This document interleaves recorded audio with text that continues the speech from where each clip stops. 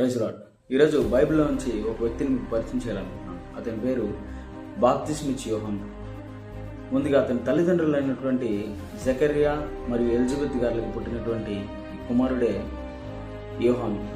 అయితే వాళ్ళ తల్లిదండ్రులకి చాలా కాలంగా పిల్లలు లేకుండా ఉంటారన్నమాట. పిల్లలు లేకుండా ఉన్నప్పుడు వాళ్ళ విశ్వాసం బట్టి దేవుడు ఒక దూతను పంపించి వాళ్ళకు ఒక కుమారుడు జన్మిస్తాడని అతనికి యోహాను అని పేరు పెట్టుకుని చెప్తారన్నమాట. అయితే ఈ బాప్తిస్మిచ్చు యోహాను తన జీవితం అంతా దేవుడికి అంకితం చేసుకుంటారన్నమాట. అంకితం చేసుకొని పాపాన్ని విడిచిపెట్టండి, మారు మనసు పొందండి అని చెప్పి అందరికీ ప్రకటిస్తూ ఉంటారన్నమాట.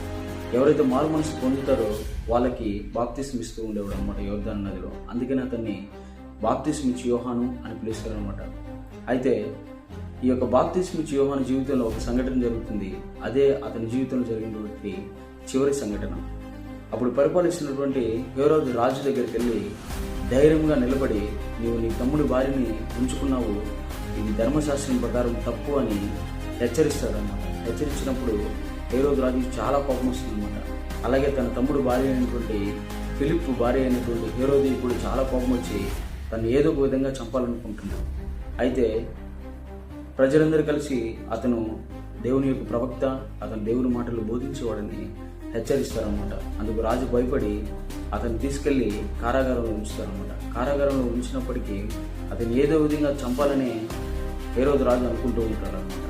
అయితే ఒకరోజు హేరోది కుమార్తె హేరోదు రాజు ముందు నాట్యం ఆడుతుంది అనమాట. నాట్యం ఆడినప్పుడు ఆ యొక్క నాట్యానికి ప్రవేశించినటువంటి హేరోదు రాజు నీకేం కావాలో బహుమతి అడగమన్నప్పుడు ఖచ్చితంగా నేను ఏది అడిగినా కూడా ఇస్తానని చెప్పినప్పుడు తన కుమార్తె తన యొక్క తల్లి యొక్క ప్రేరేపణ కలిగి ఉంది కాబట్టి తను ఏం చేస్తుందంటే, నాకు బాప్తిస్మిచ్చు యోహాను యొక్క తల కావాలని అడుగుతుంది. అప్పుడు మాట ఇచ్చినటువంటి హేరోదు రాజు తన తలని నరికి తెమ్మని చెప్పి ఒక తట్టలో పెట్టుకొని తెచ్చి తన తలని బహుమతిగా ఇస్తారన్నమాట. ఇక్కడ దేవుడు కోసం ధైర్యంగా నిలబడినటువంటి బాప్తిస్మిచ్చు యోహాను మనం చూస్తున్నాం అన్నమాట. దేవుడు చెప్పమన్నటువంటి మాటలను ధైర్యంగా చెప్పాడు. ఒకవేళ మరణం తన తల నరికేస్తారు, తన చెరసాల పెట్టరు, ఏదో చేస్తారని కూడా భయపడకుండా దేవుడి కోసం నిక్కచ్చిగా నిలబడినటువంటి వ్యక్తి బాప్తిస్మిచ్చు యోహాను. మన జీవితాల్లో కూడా అనేక విషయాల్లో మనం దేవుడి విషయంలో పడిపోతూ ఉంటాం అన్నమాట. ఎవరైనా మనల్ని బెదిరించినప్పుడు, మనల్ని గద్దించినప్పుడు మనం భయపడి లొంగిపోతూ ఉంటాం అన్నమాట.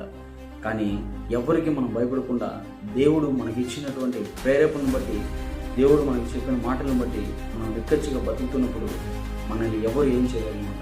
ఒకవేళ ఇహలోక సంబంధ పరంగా మనం మరణించినప్పటికీ దేవుడు మన కోసం సిద్ధపరిచిన పరలోక రాజ్యంలో మన కోసం ఒక స్థానం